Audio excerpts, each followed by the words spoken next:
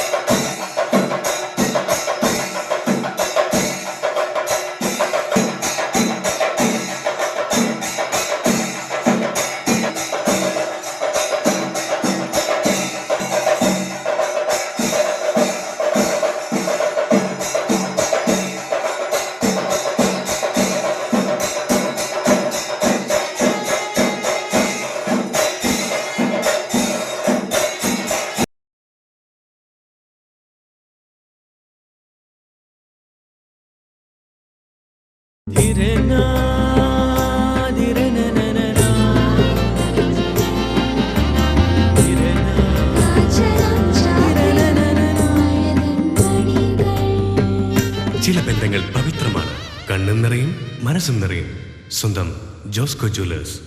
ഇനി സംശുദ്ധമായ സ്വർണം ചെറുപുഴയിൽ.